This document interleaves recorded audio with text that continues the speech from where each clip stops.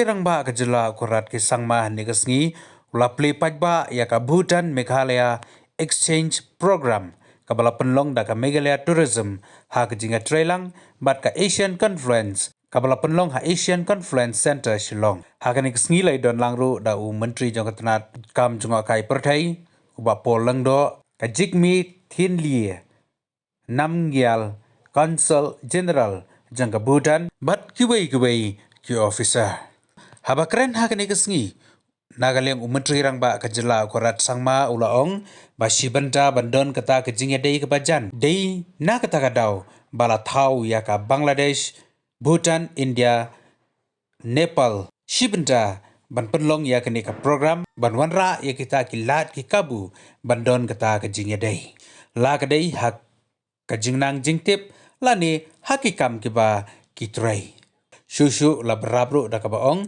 baka BBIN kalong kabadon kam hadu kata-kata habai day bat kayo kokot bat kumjuru ban kyntiew ya ka culture jong kathain chetay lami ngihi mero kawai hagni kisngi kidon kadwai ngut ki samla pule na Bhutan ki belawan bani shembanta actually floated this idea that we should have more exchanges with Bhutan.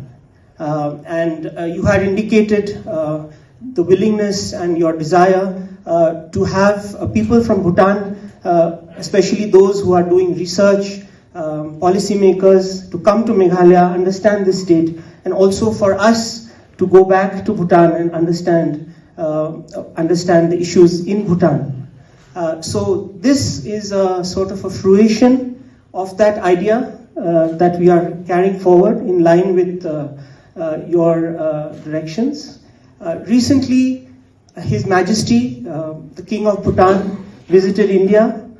He visited Assam. He traveled through Assam, and he then had, of course, extensive meetings. Tourism Minister and all the panelists who are here, including His Excellency the Consul General of Bhutan, all the other distinguished invitees, and especially the persons who have come from the Center for Bhutan Studies all the way to learn, to exchange ideas, and to share in knowledge sharing.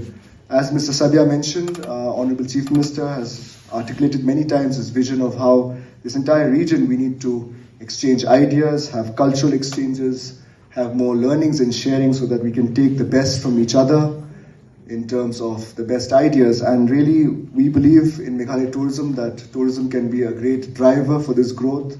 We know that Bhutan has really implemented many models of tourism where Meghalaya tourism can learn from, and I'm sure that we also have things that we could share with you, especially nature and how we work with living root bridges and so many of those aspects.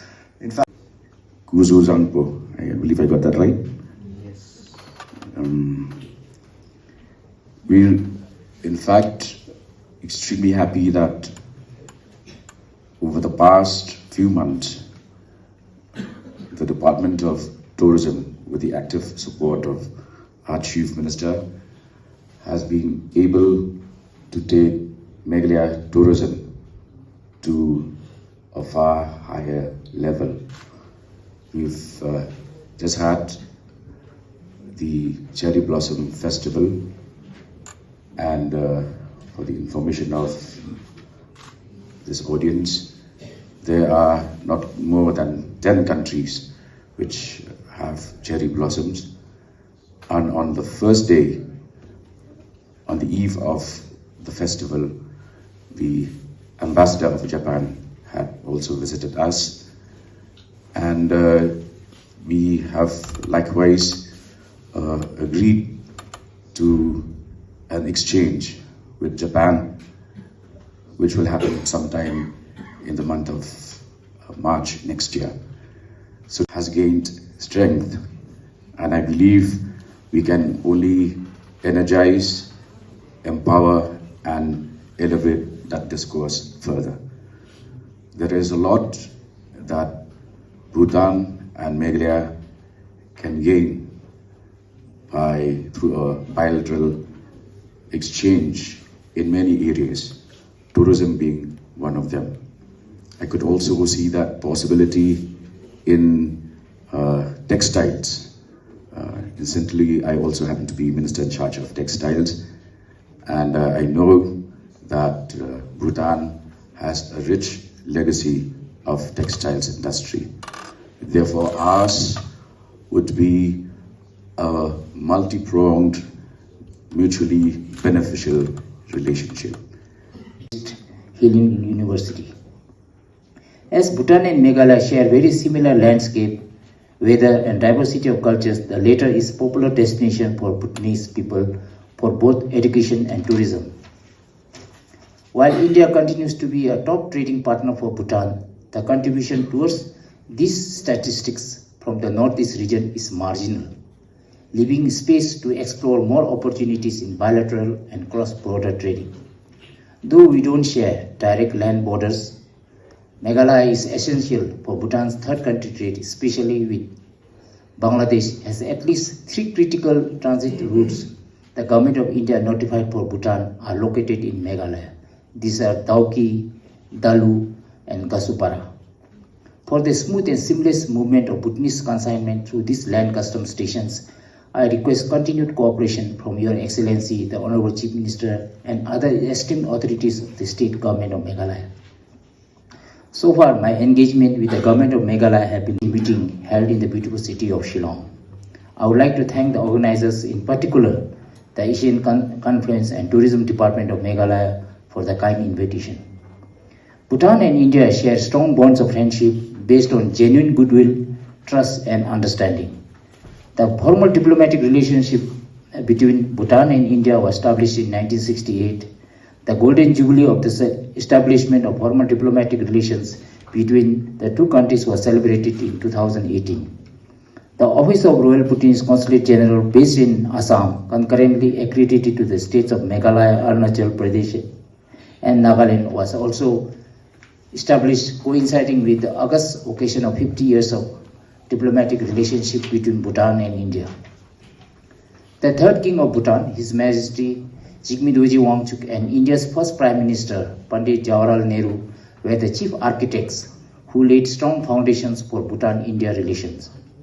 But continuing on today's series of events and programs that I've had, you must be aware that we had a very wonderful program this morning with UNESCO, and we had a discussion on BBIN, which is of course Bangladesh, Bhutan, India, Nepal relationship.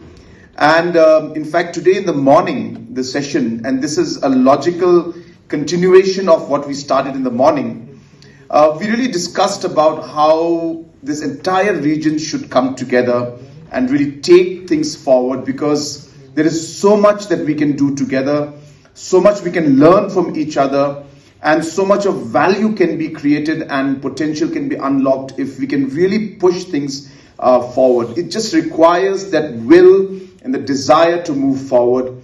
And we've seen that in the past many years that this kind of a program, plan, policy and idea and vision has started to move in the right direction.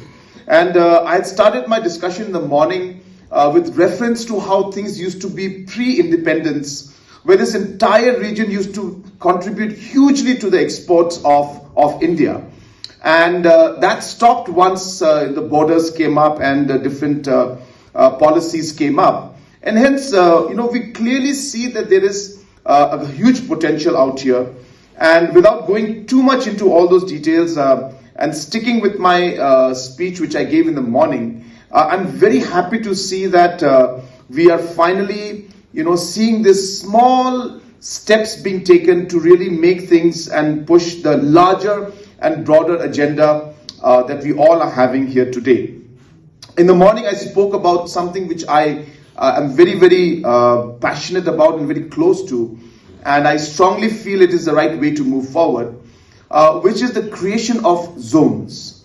Now, we need to realize that when we are trying to connect 4 nations, and that to a northeast, which is almost like a nation because the diversity is so much, the states are different, the challenges are different, until and unless we really try to break things up into smaller zones and create policies in these smaller areas, we may not be able to actually move forward, because every region has got its own challenges, every state has got its own challenges, and hence today's program, with the presence of our additional Chief Secretary from Assam and also our Joint Secretary from External Affairs, I think is really, really meaningful. And apart from the relationships that we're trying to create, the exchange programs that we're trying to do, the connectivity that we talked about, the different kind of projects that we need to do and we are trying to move forward with, I would really like to suggest, which I had given suggestion in the morning also, is that we really need to look at some of the small steps that we can do immediately. And therefore, there are small issues that we face in terms of different policies that are there, the products that we can bring in and take out, and the kind of infrastructures we already have but not being utilized, the trade that is already happening. We have a lot of aggregate that is going from from Bhutan to India to Bangladesh, the challenges that we face out there in terms of the policy, the infrastructures out there. So I think what I personally feel, and I've always been an advocate of this, and I always mention this, and I would like to stress on it even today, that we need to look at what is existing, see where we can improve things, and make those small tweaks and changes to quickly see the results that we want. Sometimes we are focused on travel in a convoy, maybe in a bus together if necessary, and travel through the roads that lead to Bhutan, lead to Myanmar, lead to Bangladesh, meet the entrepreneurs out there, meet the political leaders, meet the women folk, meet the agriculture, the farmers. And only when we're able to connect with these people during our visits, during this road trip that we make, I think we'll be really able to understand where the problems lie. We'll be able to understand what we could do and really make things, and make a difference where it really matters. So I would, use this opportunity. Mr. Srivastav is here. I know I just want to mention this to you, and I've already mentioned it many times, even at the level of the Honorable Prime Minister, who really liked this idea. And I've mentioned it to the Donor Minister, and I'd mentioned it to the former External Affairs Minister, late Madam Sushma Swaraj, and she loved the idea. But of course, due to circumstances, we were not able to take this forward. But even now, at least states like Arunachal CM, Assam CM, and Meghalaya CM must go together to Bhutan with a good delegation and meet people out there, and it sends a very, very powerful message. Similarly, to Bangladesh, it should be the Chief Minister of Mizoram and Tripura and Assam and Meghalaya, if possible, to go together, because again, Bangladesh is a huge country, so we may require micro zonings of Bangladesh, because the areas are quite vast. So what happens in the northern western part of Bangladesh may not be the same as what's happening in the southern eastern part of Bangladesh. And hence we'll have to create policies. But the idea of this movement and this entire approach is what we require. And I think only then can we really expect that we'll be able to see real results when it comes to the Act East policy. Because we can talk about Act East policy as a policy, but if we want to make things happen at the grassroots level, then it must fructify only fructify if you're able to come up with specific strategies zone-wise and create these programs. So I urge